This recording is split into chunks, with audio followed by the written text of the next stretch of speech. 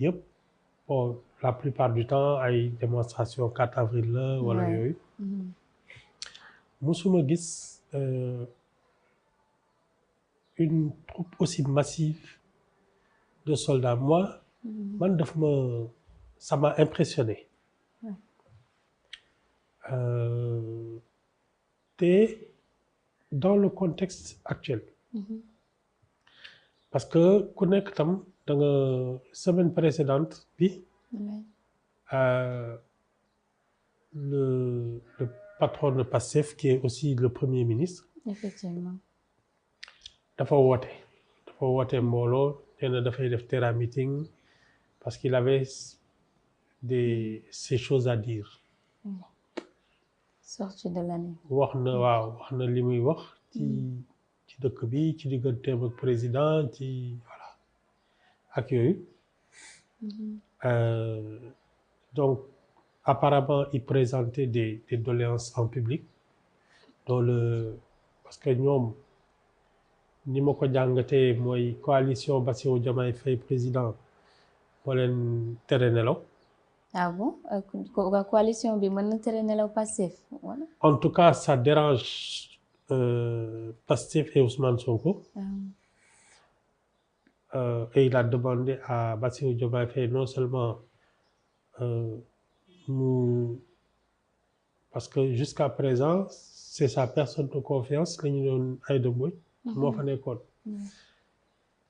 Bassirou Diomaye Faye daf ko fa jëlee c'est pas récent teg fa Mimi Touré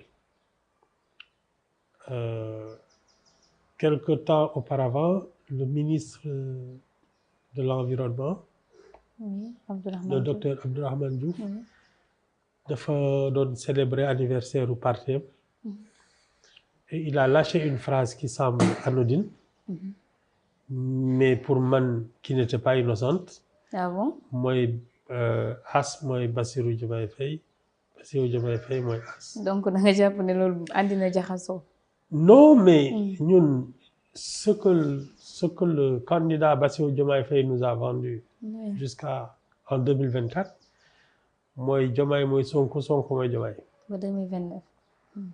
2024 en 2024 la leen ko jaayoo. ñun loolu ñëpp doon ne Diomaye mooy Sonko mooy Diomaye. Alors apparemment seen diggante jot na fi am ay rëq-rëq et Abdourahmane Diouf qui se présente comme un membre éminent de la coalition Diomaye président dafa mel ni ko samp ndëndëm. Samp ndënd ah bon? Oui parce que samp ndënd comment? Il a remplacé le nom de Sonko par As. Oui. Ça veut dire qu'il revendique une proximité avec le président, mais qui signifie aussi il a pris la place et il est prêt à prendre la place du Premier ministre. Abdourahmane Diouf comme Premier ministre.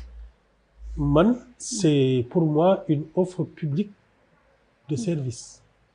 Comment une offre publique de service? Non parce que man li ma xam ci Premier ministre. Oui.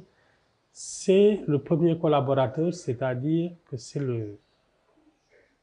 le fidèle parmi les fidèles qui sert de fusible et de bouclier. Man li ma seetaan diggante daaw ak ren s'il y a une personne qui a critiqué le président de la République cette année, c'est son Premier ministre. Lui, Ousmane Sonko. Oui. Il lui a reproché publiquement plein de choses. Il est allé jusqu'à dire que ce pays manquait d'autorité.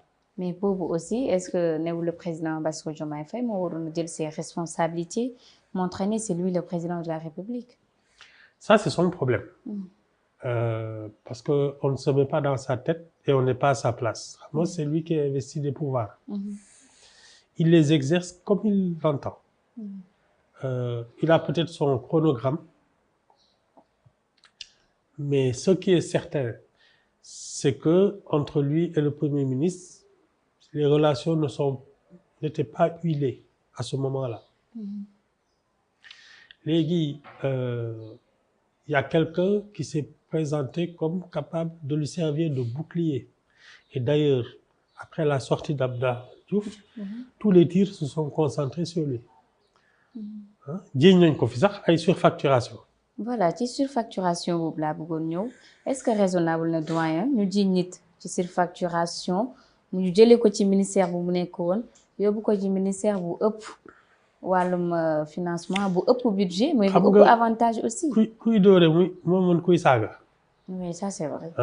kii dafay wax keneen ki c'est lui qui a le pouvoir. c'est lui qui nomme. donc tout ça réponse la loolu yëpp ay réponse la. voilà. Non seulement il ne l'a pas démis, mais il lui a donné encore plus de pouvoir. Mimi Touré est confortée dans son rôle de coordinatrice de la coalition. D'ailleurs, mu ngay recruter. Beaucoup de personnes. Voilà. Ça veut dire que li Ousmane Sonko soxloon yëpp. Président defu ci dara. Sur la question maintenant de son meeting qui était une démonstration de force, il a rempli un parking avec des militants qui sont venus des 4 coins du pays. Le président, le dimanche suivant, était à la tête d'une armée. Ça veut dire... Qu'est-ce que ça veut dire? Qu'il a l'État derrière lui. Et qu'il n'est pas question qu'on tolère le désordre. Donc, le président a dit, toi, tu as tes militants, moi, j'ai l'armée avec moi. Non, il a le pouvoir. C'est aussi simple que ça. Il a le pouvoir. Et il n'a pas besoin de le dire. C'était d'autant plus marquant que le président de la République était fondu dans la masse des soldats. Il avait la même tenue que les militaires. Et c'était une file interminable, bien plus imposante que ce qu'on a vu au Terra Meeting. Ça veut dire que l'État du Sénégal est de taille à faire face à toute tentative de déstabilisation. Il n'y a pas besoin de long discours. Tentative, ça c'est tout. Non, mais Ousmane Sonko ci Terra Meeting bi daanaka mu yëgal Sénégalais yi ne changement mu ngi am ci bopp coalition Diomaye président parce que nee na ñu ngi ruumandaat ne ñu ngi fay teg benn jigéen mais ñun Aïda Mbodj lañ tànn ñu xëy 2 jours après Diomaye Faye le président Diomaye Faye jël Mimi Touré mais ñoom li ñu andi woon mooy anti système mais ñoom ñaar ki ñi xëccoo yëpp ci système bi lañu bokkoon fii ndax mënuñu wax ne ñoom ñu ngi continuer ci li nga xam ne nii moo di cohérence bi ñu doon demee moo di gouverner sans le système.